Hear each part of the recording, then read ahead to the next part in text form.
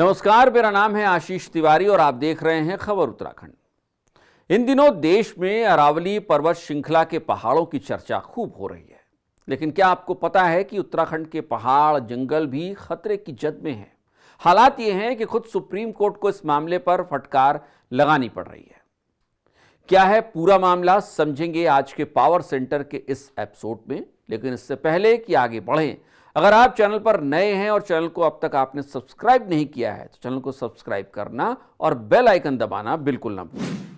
हाल ही में देश की शीर्ष अदालत ने उत्तराखंड सरकार को एक ऐसी फटकार लगाई है जिसने उत्तराखंड में अधिकारियों के कामकाज को सवालों के घेरे में खड़ा कर दिया है।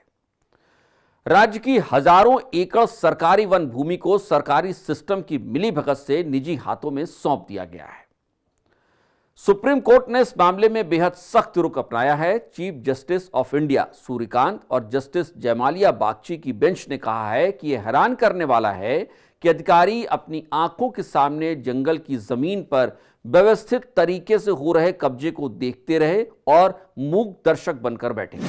यह मामला कितना बड़ा है इसे आप इस तरीके से समझिए कि देश के सुप्रीम अदालत ने इस मामले की गंभीरता को देखते हुए इसे सुमोटो यानी खुद की पहल पर आगे बढ़ाने का फैसला लिया है।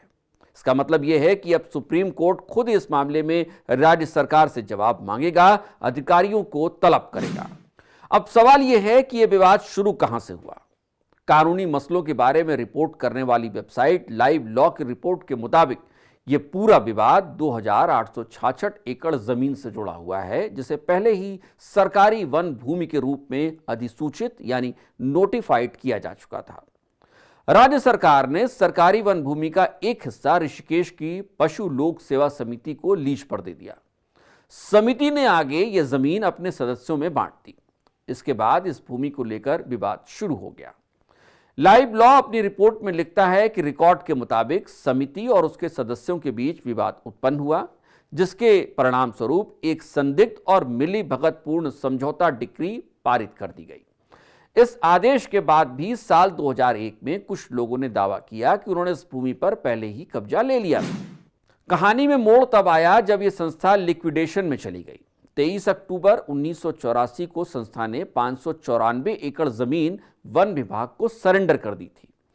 इस आदेश के बाद जो बड़ा सवाल है वो ये है कि जब जमीन सरकार के पास वापस जाने का आदेश फाइनल हो चुका था, वो भी 1984 में, तो फिर 2001 में कुछ निजी संस्थाओं ने इस पर कब्जा कैसे कर लिया।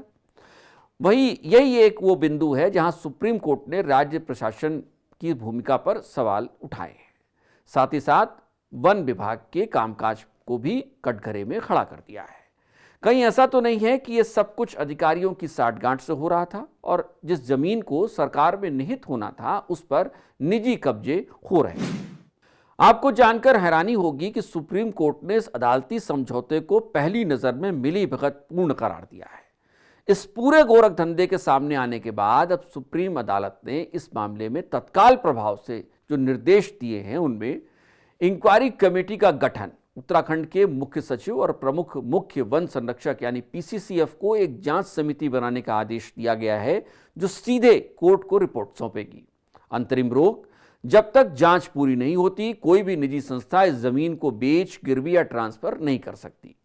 निर्माण पर पाबंदी, आवासीय मकानों को छोड़कर खाली जमीन पर कोई निर्माण कार्य नहीं होगा और ऐसी जमीन पर वन विभाग और संबंधित कलेक्टर अपना कब्जा लेंगे।